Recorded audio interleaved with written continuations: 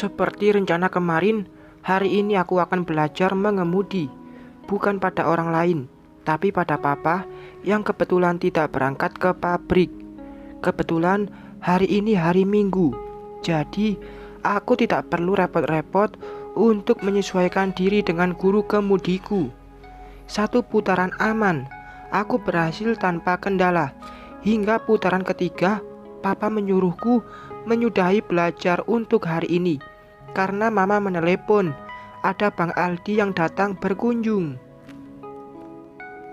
Aku tidak puas sebenarnya, masih ingin terus belajar, tapi tidak berani juga untuk belajar sendiri. Akhirnya kami pun pulang dari lapangan yang memang dikhususkan untuk belajar mengemudi. Minggu depan kita belajar lagi, atau kamu belajar sama Pak Yadi jika papa sedang bekerja, tutur papa mengobati kekecewaanku. Aku tidak menjawab, lebih memilih diam menikmati suasana jalan yang sepi dari kendaraan. Hari yang masih pagi dengan ditambah langit yang mendung membuat suasana ibu kota terasa sejuk. Saat kami sampai, ternyata benar ada kakakku yang sedang mengajak putriku bermain sepeda di teras rumah. Tawa keduanya menyambutku yang baru keluar dari dalam mobil. "Hai kak," ujarku menghampiri Bang Aldi. "Hei, gimana belajar nyetirnya?" "Berhasil, aku udah lumayan lancar kok.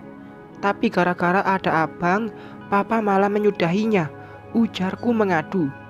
Bang Aldi hanya nyengir seraya mendorong sepeda Safa untuk masuk ke dalam rumah. Aku juga ingin punya waktu ngobrol dengan papa, Al. Kebetulan ada yang ingin aku bahas mengenai pekerjaan. Mumpung ini hari Minggu, jadi aku putuskan untuk datang ke sini, ujarnya lagi. Aku berbahasa basi sebentar dengan Kak Rindu, lalu naik ke kamarku untuk mandi. Safa aku bawa serta agar bisa mandi bersama. 1 jam lamanya aku habiskan untuk memanjakan diri di kamar mandi. Berendam di batub dengan busa sabun yang melimpah membuat Safa pun enggan untuk beranjak.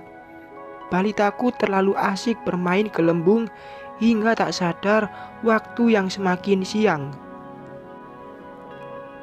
"Mama, Cafa mau pakai itu juga," tutur putriku yang melihatku memoles lipstik. "Boleh, tapi sedikit saja ya. Sini, mama pakaikan." Safa menirukanku ketika tengah memakai lipstik. Bibirnya ia buka sedikit agar aku bisa mengaplikasikan warna merah muda dengan rata di bibirnya. "Sudah, cantik banget anaknya mama." Safa tersenyum kegirangan. Ia bercermin menggerak-gerakkan kepalanya ke kanan dan kiri. Aku hanya tersenyum melihat tingkah laku balitaku itu. "Alina," aku menoleh ke arah pintu yang diketuk. "Siapa, Ma?" tanya putriku. "Kayaknya Tante Rindu deh. Mama buka dulu ya. Safa tunggu di sini." Putriku mengangguk paham. Aku langsung menghampiri pintu dan membukanya. Dan ternyata benar saja, Kak Rindu berdiri dengan mengukir senyum manis. "Hai kak." "Hai, pergi yuk." "Kemana?" tanyaku, menatap wanita cantik di depanku itu. "Jalan-jalan aja. Barusan kakak udah bilang ke Bang Aldi kok. Yuk, pergi yuk. Kita kan belum pernah jalan bareng." Aku berpikiran sejenak, seraya menyandarkan sebelah pundak ke pintu. Kemudian mengangguk, mengiyakan ajakan kakak iparku itu. "Tapi aku nggak bisa ninggalin Safa kak," ujarku kemudian. "Ya bawa aja Al, kan lebih seru kalau jalannya sama Safa." Aku mengangguk untuk yang kedua kalinya. Beberapa saat bersiap, aku dan Safa turun ke bawah. Ternyata Kak Rindu sudah menunggu kami seraya mengobrol dengan mama. "Mama mau ikut?" tanyaku. "Enggak ah, kalian saja yang pergi. Mama mau masak aja sama bibi." "Ya udah, kami pergi dulu ya Ma. Aku mengusap bahu Mama, lalu keluar dari rumah mengikuti langkah kaki Kak Rindu. Entah akan kemana kami pergi, aku tidak tahu. Aku hanya mengikuti kemanapun Kak Rindu membawa mobilnya. Aku memiliki harapan dari kepergian kami ini. Mudah-mudahan kami jadi lebih dekat dan saling mengenal satu sama lain. Meskipun ada yang mengganjal dari dalam hatiku kepada Kak Rindu, yaitu pada saat keluarga kami diteror waktu itu. Ia seperti tidak peduli dan tidak ingin peduli. Mungkin itu hanya perasaanku saja, atau mungkin karena memang Kak Rindu teramat takut dan sayang pada suaminya. Beberapa menit perjalanan, Kak Rindu membelokkan mobilnya ke pusat perbelanjaan. Ia berhenti dan menyuruh aku dan Safa untuk turun. Ayo Al, kita jalan-jalan sambil belanja, tutur Kak Rindu menghampiriku yang sudah turun duluan. Seperti anak kecil, aku mengekor dari belakang mengikuti langkah kaki Kak Rindu. Tujuan utama Kak Rindu membawa aku ke sebuah toko tas. Ia membeli satu tas tangan yang cantik dan cukup mahal. Aku tidak membeli apapun, bukan karena tidak ada uang, tapi beberapa hari yang lalu aku sudah membelinya saat pergi bersama Mama. Al, kita makan dulu gimana? Teman kakak sudah nungguin, ujar Kak Rindu setelah keluar dari tempat makan. Kakak janjian sama teman di sini, tanyaku. Sepertinya tadi dia tidak bilang akan ada temannya, tapi kok sekarang dia bilang temannya sudah menunggu. Apa jangan-jangan aku yang tidak mendengar dia berucap?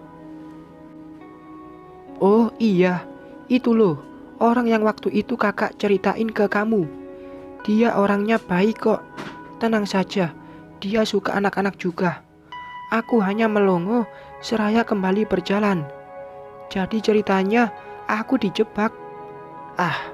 Kalau saja tahu Kak Rindu akan mempertemukan aku dengan seorang pria, tidak akan aku mau diajaknya pergi.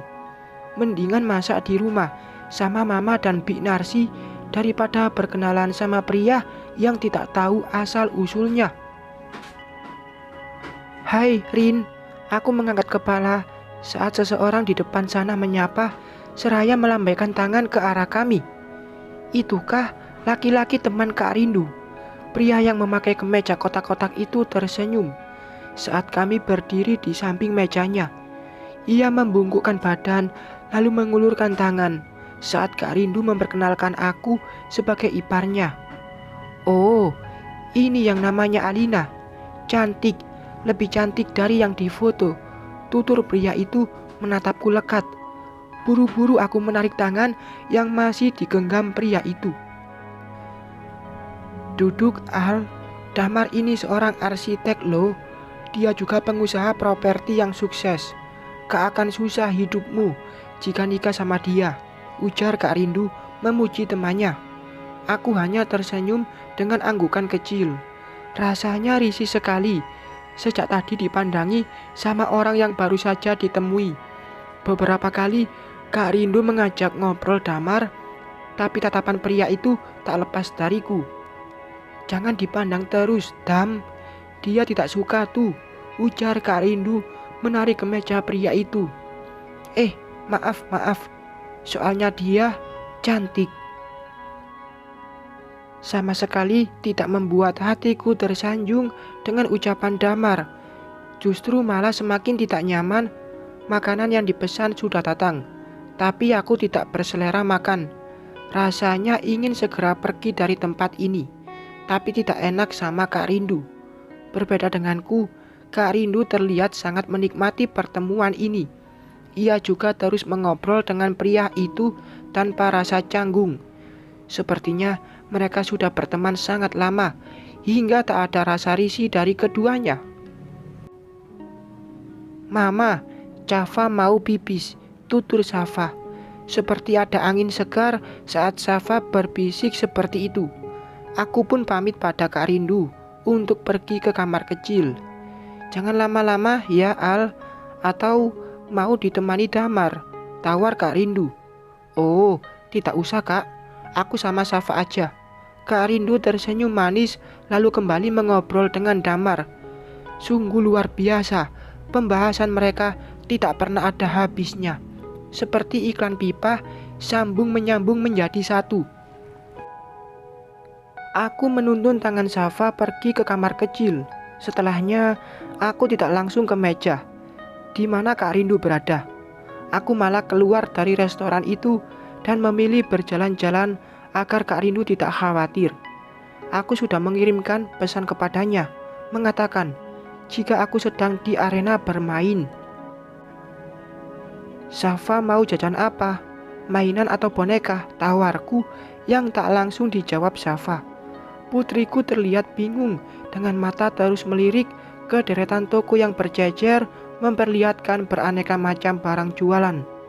Mau itu, tunjuk Safa pada sepatu yang dipajang di meja toko. Aku membawa putriku masuk ke dalam toko sepatu, menemani dia memilih sandal dan sepatu yang diinginkannya. Setelah mendapatkan apa yang dia mau, aku membawa Safa keluar dari toko sepatu, kemudian masuk ke toko perhiasan. Baru aku ingat, Safa tidak memakai perhiasan. Anting yang dia pakai pun sudah sangat lama. Aku membelinya saat dia bayi dulu dan sampai sekarang belum diganti. Mbak, lihat anting itu. Tunjukku pada sepasang anting kecil yang menurutku akan sangat bagus dipakai Safa. Safa, suka gak sama anting ini? Tanyaku pada Safa yang aku dudukkan di kursi. Anakku mengangguk. Itu artinya memang dia menyukai apa yang aku perlihatkan.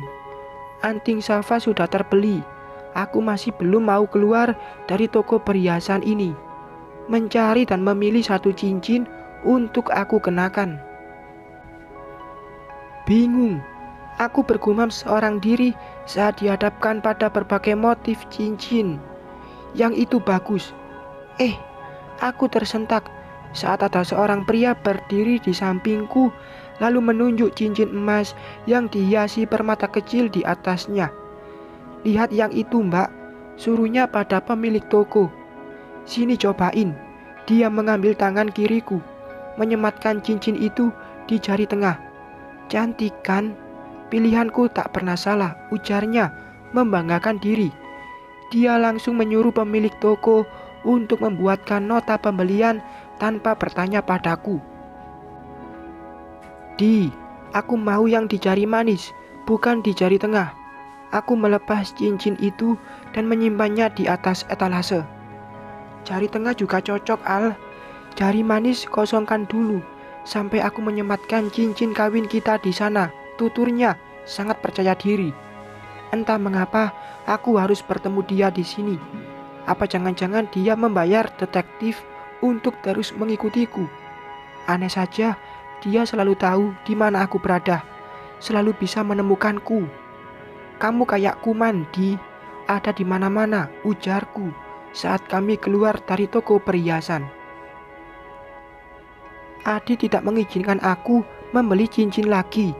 Dia cuma memperbolehkan aku memakai satu cincin yang tadi dibayarnya. Dasar pemaksa. Aku bukan kuman, maunya Diman. Aku nyengir melihat ke arahnya. Apaan Diman? Diman ya kan kamu, Al. Buk. Aku memukul lengan Adi yang dengan paper bag berisikan sepatu Safa. Dasar tidak tahu malu, menggombal tidak tahu tempat. Bukannya kesakitan, tapi Adi malah tertawa seraya menggelitik perut Safa yang ada di gendongannya. Aku membuang pandangan ke sembarang arah hingga mata ini menangkap pemandangan yang janggal. Itu kan Kak Rindu. Bersambung.